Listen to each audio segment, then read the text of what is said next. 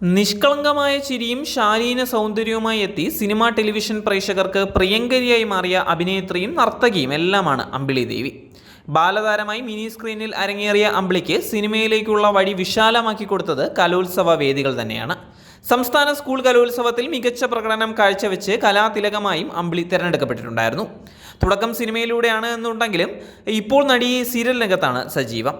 2 ആൺകുഞ്ഞുങ്ങളുടെ അമ്മയായ അമ്പിളി വീടിനോട് ചേർന്ന് ഒരു നൃത്ത വിദ്യാലയവും നടത്തുന്നുണ്ട്. മാത്രമല്ല ഷൂട്ടിംഗ് തിരക്കുകൾക്കിടയിലും സമയം കണ്ടെത്തി സ്റ്റേജ് പ്രോഗ്രാമുകളുമായും അമ്പിളി സജീവമാണ്. 2000 മുതലാണ് അമ്പിളി സിനിമകളിൽ അഭിനയിച്ചു തുടങ്ങിയത്. തുടക്കം സഹയാത്രികയ്ക്ക് സ്നേഹപൂർവ്വം എന്ന സിനിമയിലൂടെയായിരുന്നു. കുഞ്ചാക്കോ ബോബൻ്റെ സഹോദരിയുടെ വേഷമായിരുന്നു. വലിയ സ്ക്രീൻ സ്പേസ് ഉള്ള കഥാപാത്രം ആയിരുന്നില്ല എങ്കിൽ കൂടി കിട്ടിയ റോള് നടി മനോഹരമാക്കിയിട്ടുണ്ടായിരുന്നു. രണ്ടാമത് അമ്പിളി അഭിനയിച്ചത് മീരയുടെ ദുഃഖവും മുത്തുവിൻ്റെ സ്വപ്നവും എന്ന സിനിമയിലായിരുന്നു. കേന്ദ്ര കഥാപാത്രം അമ്പിളിയുടെ മീരയായിരുന്നു. പൃഥ്വിരാജിൻ്റെ കഥാപാത്രത്തിൻ്റെ സഹോദരിയുടെ വേഷമായിരുന്നു അമ്പിളിക്ക്. ഈ സിനിമയും അമ്പിളിയും ഇപ്പോഴിതാ വീണ്ടും സോഷ്യൽ മീഡിയയിൽ ചർച്ചയായിക്കൊണ്ടിരിക്കുകയാണ്.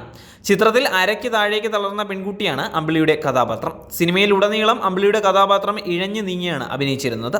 വെറും 18 വയസ്സ് മാത്രം പ്രായമുള്ളപ്പോഴാണ് മീര എന്ന ഹെവി ക്യാരക്ടർ പക്വതയോടെ അമ്പിളി അവതരിപ്പിച്ചത്. സിനിമയിലെ അമ്പിളിയുടെ സീനുകൾ വൈറലായതോടെ നടിയെ പ്രശംസിച്ച് കമൻറ്റുകൾ നിറയുകയാണ്.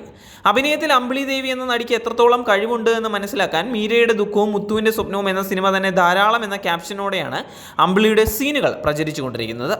വൈകിയാണെങ്കിലും അമ്പിളിക്ക് അർഹമായ അംഗീകാരം പ്രേക്ഷകരിൽ നിന്നും ലഭിച്ചു കഴിഞ്ഞു. ഒരു തവണ മാത്രം കാണാൻ കഴിയുന്ന കുറേ സിനിമകൾ മലയാളത്തിലുണ്ട്. അതിൽ ഒരു സിനിമയാണ് ഇത്. അമ്പിളിയുടെ കഥാപാത്രത്തിൻ്റെ ഇമോഷൻസ് കണ്ടിരിക്കാൻ കഴിയുന്നതല്ല. അമ്പിളി അഭിനയത്തിൽ വളരെ മിടുക്കിയാണ്. അന്ന് വളരെ കഷ്ടപ്പെട്ട് ചെയ്ത കഥാപാത്രമാണ് എന്നുണ്ടെങ്കിൽ കൂടി അമ്പിളി അന്ന് വേണ്ടത്ര അംഗീകരിക്കപ്പെട്ടിട്ടില്ല. പല ആവർത്തി കണ്ട സിനിമയാണ് എങ്കിലും അമ്പിളി സിനിമയ്ക്കായി ഇട്ട പരിശ്രമം ഇപ്പോൾ മനസ്സിലാക്കുന്നു.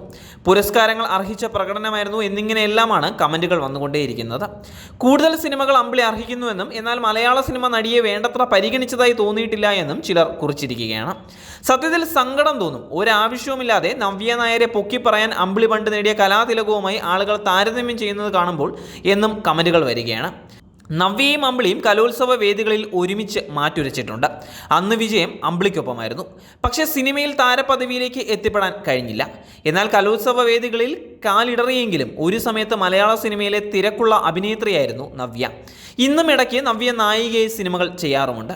നവ്യയുടെ വിജയങ്ങളെ പ്രശംസിക്കാൻ ആരാധകർ പലപ്പോഴും അമ്പിളി ദേവി കലാതിലകം നേടുന്ന രംഗങ്ങൾ ഉപയോഗിക്കാറുമുണ്ട്. ഇതേക്കുറിച്ചുള്ള ചർച്ചകളും വൈറൽ വീഡിയോയ്ക്ക് താഴെ നടക്കുന്നുണ്ട്.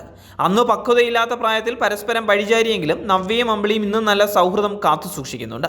കല്യാണ കുറിമാനമാണ് അമ്പിളി അവസാനം അഭിനയിച്ച മലയാള സിനിമ.